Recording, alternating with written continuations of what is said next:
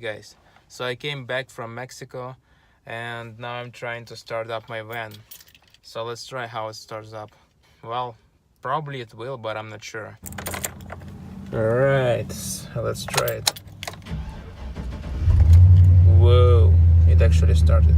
I need to actually shoot a video about the tour of this van, but as you can see it's quite simple. There's nothing much here. And by the way, I have the bed there, but in here I still left one row of the seats, because just in case maybe like friends want to join me or something like that, so I just still have it. So I don't know, maybe I'll remove it at some point. Yeah, I need to refuel because as you can see it's almost empty. Alright, so here I am at Costco gas station. Line is not huge, but yeah, just a few minutes of wait, that's fine. Not a big deal.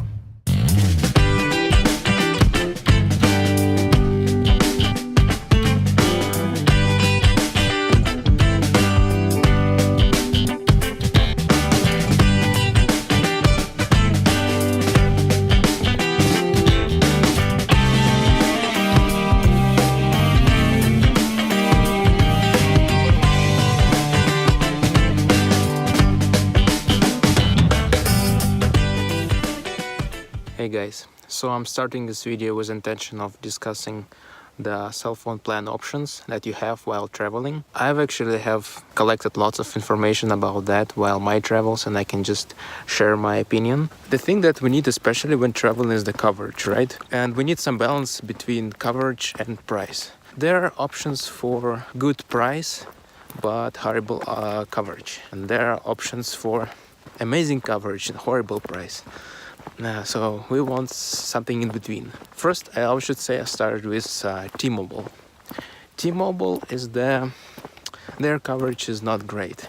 I should say that, especially when you travel in rural areas, somewhere in the woods outside of the city, the coverage of T-Mobile is not good at all. So it was quite cheap. I think I was paying around $55 per month. It was good enough, but once I started the van life, once I started all that, I realized that it doesn't work for me. That was the trigger. Then I started to analyze other options just to see for myself what's else on the market. And I realized there are just big players basically. It's like AT&T, T-Mobile, Sprint, and Verizon. And basically that's all. That's all I have. And there are mobile operators. Mobile operators are the operators that use the lines of those big players that I mentioned before, and they use it for usually much greater price. And that's why I just started to think about this. So basically there are much better options in that area. And if you want to have a great coverage and at the same time a good price and no contracts, then you should go, for example, like me, I just choose Page Plus. Page Plus was a good option. It's like you have no contract, you just pay it and that's all. So Page Plus, it's coming around $55 per month, which is good. Just like about the same like T-Mobile, but with much greater coverage. In fact, they use Verizon towers. You can also use it as a hotspot.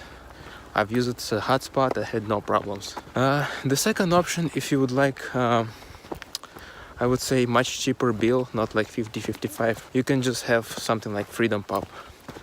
Freedom Pop is also a mobile operator, and they just used AT&T towers, I think, for coverage. Freedom Pop uses network, just a regular network like for cellular connection to make calls.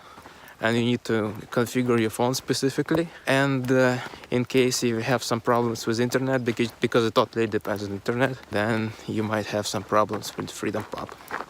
But overall, they have a selection of plans and you can just pick one. There's one plan which is like $50 per year. And they have it like 1 gig of data and I think unlimited text and calls, yes.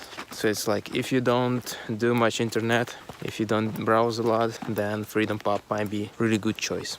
Yeah, so those two I would recommend. And then, well, what else? There's also Metro PCS, which also has great plans. and also doesn't have contracts. It's a good option. There's also Mint. You can just discover all those options. So those options are much cheaper than, let's say, Verizon itself. Verizon, I think it's like $80 per month, and it's a lot actually. So you can just cut it like much more and have almost the same functionality, and also like unlimited data like on Page Plus. That's what I did. But the main problem with all those mobile operators is that when you try to travel internationally, in most cases they don't work. They only work locally in US. So you need to research before you travel. Yes, so they have some limitations. But at the same time, you're just saving so much. Those mobile operators are the way to go if you want to save. I think those are very good options. You just need to research all those, like if it works specifically for you or not. But I just mentioned all those so you can easily check. So I would recommend Page Plus just because it's so easy and so cheap with Verizon coverage. Don't think that it's a commercial or something. This is just like my experience with them. They were working fine. Their customer support it's okay actually. You can always talk to them using the online chat.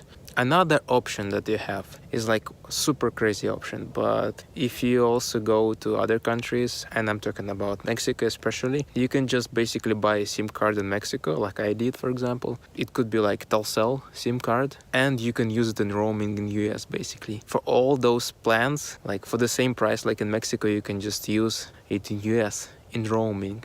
And imagine that it will use since it works in roaming, it will use like the nearest network tower it can find. So it can be T-Mobile, AT&T, and all those. So you can just like pick signal from any of those towers. And it usually works in US, Canada, and Mexico. So it's like pretty good deal. The only problem is that you have the Mexican number. So if you're fine with that, then it should work for you. So yeah, this is like my opinion. And if you have questions, just ask me down here. And what operator for travel do you use? Yeah, thank you. Bye.